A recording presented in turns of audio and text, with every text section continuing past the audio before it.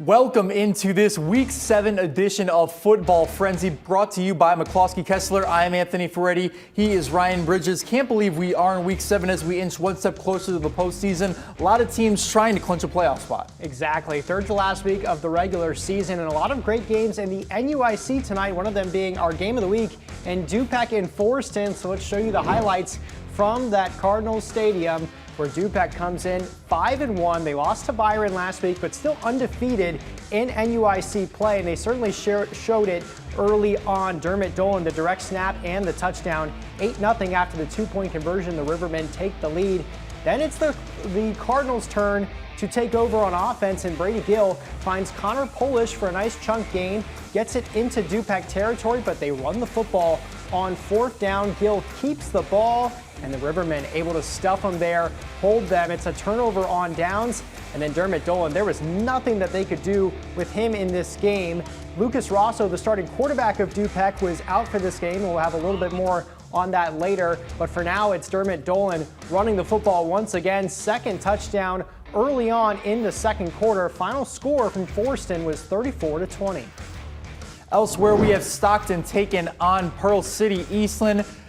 Let's take a look at this, getting it started with the national anthem on senior night for the Stockton Blackhawks. We got Stockton on offense here. Quick quarterback run with Noah Larson. He gets about 10 yards there after he's scrambling a bit. Then got the scoring attack for Stockton going in the first.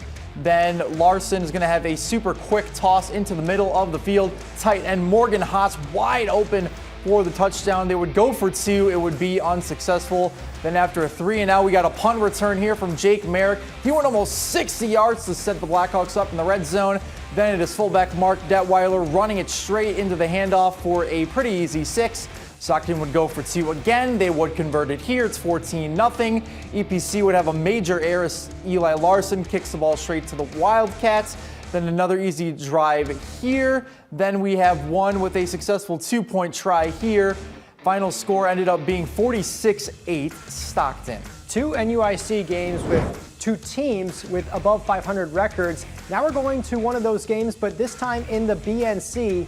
Oregon has a chance to clinch a playoff spot against Stillman Valley. And they certainly look like they were going to do it early. Jacoby Donegan fakes the handoff and skirts away for the score. 15-6 Hawks on top. But into the second half, and the home team in Stillman started to get themselves back in this game. Here's Brandon Pittman moving the pile for the first down. And one name to remember in this game was Bryson Batch.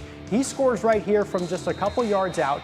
15-13, Hawks still with the lead, but Stillman Valley cutting into it. And how about this carry right here? He takes it, looks like he's going down after just a few yards.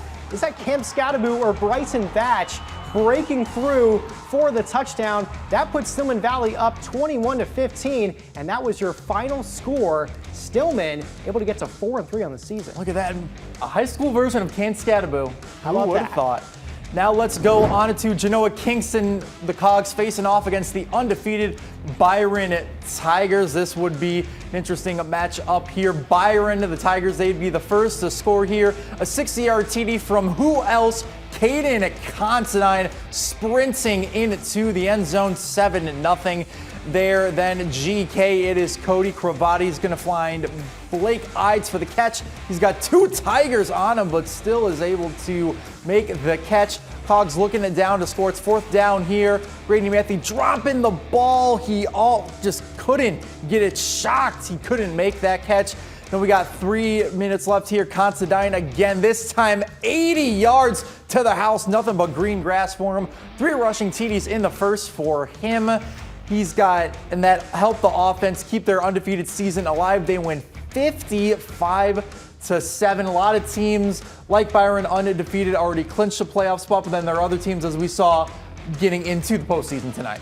Yes, and they also getting close as well. Yes. Forreston loses. They were at 4-2. Now they're at 4-3. And then both Stillman Valley and Oregon also sitting at that 4-3 cut line, and 5 wins usually gets you into the postseason. We'll have more highlights after the break on Football Frenzy. Stick with us.